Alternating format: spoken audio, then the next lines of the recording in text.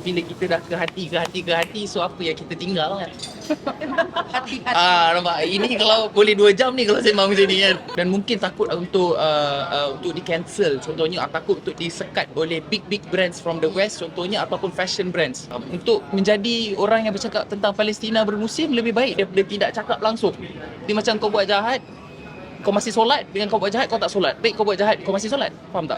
Watak dalam My Famous Ex-Boyfriend, saya mainkan watak Jamie. So watak Jamie ni adalah very different lah dengan diri saya sendiri, sebab dia seorang suami dan juga seorang suami yang ada cerita yang tersendiri kenapa dipanggil suami daripada neraka. And saya rasa watak Jamie ni tak ada lah nak cakap senang ataupun susah nak dibawa kan. Dengan schedule, dengan jadual yang kita ada very packed ni, alhamdulillah, Hadis liked it. The people around me yang bermain sekali satu naskah dengan saya ni semua suka dengan permainan yang kita mainkan lah. And the fact that cerita ni is very matured and it's a story from highest grossing punya novel. So dia adalah satu tanggungjawab yang saya perlu buat seikhlas hati. And it is what it is. InsyaAllah people will like it. Yeah. Tapi kan ada mungkin orang yang tak tengok bagi cerita ni, dia Betul. rasa drama ni macam cringe kan. Macam cringe.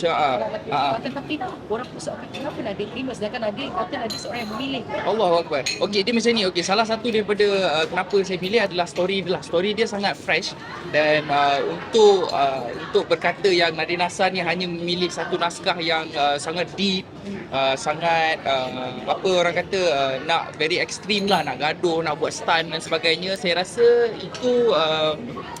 itu tidaklah kot kan. Saya tidaklah cakap saya seorang yang begitu. Dan one more thing is this is my second time working with Hadith Omar. And then bila Hadith call saya, dia cakap dia ada satu story yang dia nampak Jamie ni apabila dia baca skrip tu, dia nampak saya, so itulah saya. So kadang-kadang and saya juga melalui boleh dikatakan casting lah, jumpa Hadis dulu, tengok line dulu. Saya memang seorang yang begitu. Apabila saya ingin memainkan satu watak tu, saya nak tahu betul-betul tak watak itu saya boleh mainkan dan betul ke director tu nak saya. Sebab when it comes to playing a role seikhlas hati ni, dia kena win and win situation dari segi pelakon dan juga pengarah. Sebab pengarah tahu apa yang pelakon tak tahu dan pelakon tahu apa pengarah tak tahu. So it's very different. So bila nak meet in the middle tu adalah agak sukar. Tapi saya dapat that chemistry with Hadith Omar semasa saya berlakon Nusyus Berkiblat Cinta. So this is my second time and it's kind of like vice versa daripada apa yang saya buat di Nusyus Berkiblat Cinta. So, ini adalah satu projek yang I would say very experimental dari segi-segi lakonan saya, dan I am here to try new things. Saya pun baru berumur 27 tahun dan saya banyak lagi benda yang saya perlu explore lah. So untuk menghadkan diri saya untuk berlakon sebuah naskah yang saya suka saja, bagi saya itu adalah tidak adil. Bagi saya, I need to fulfill what the directors want, I need to fulfill what my fans want, I need to fulfill apa yang diri saya nak. So kalau diri saya nak sahaja apa yang saya nak fulfill, itu adalah tidak adil lah sebagai seorang pelakon.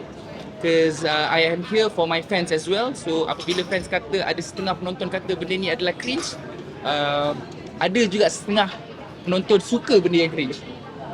So saya okey je dengan benda tu. Nanti pelakon dengan Hafiz macam mana sebab dia kan baru first time kan. Okay. So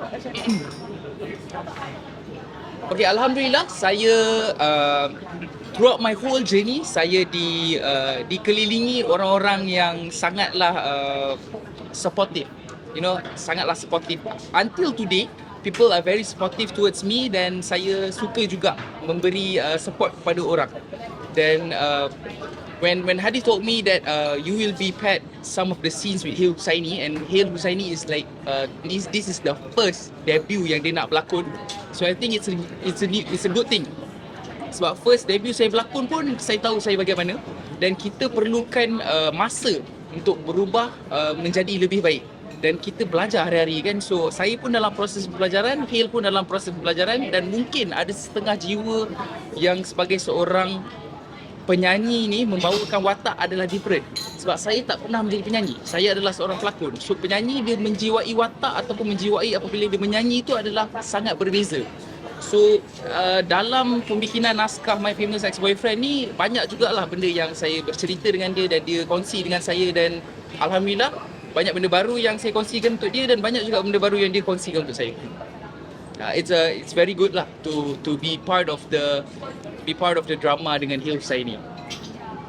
So Nadim, dalam cerita ni kira you hero lah kan?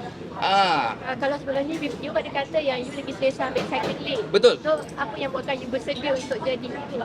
Okey, sebenarnya tidak pun. Sebenarnya dalam cerita ni nak katakan hero itu ada ataupun tidak, saya pun tak boleh nak differentiate lah, sebab memang the first few episode tu memang menampakkan yang Hak Zuhal ni adalah orang pertama di dalam memainkan naskah My Famous Ex-Boyfriend ni.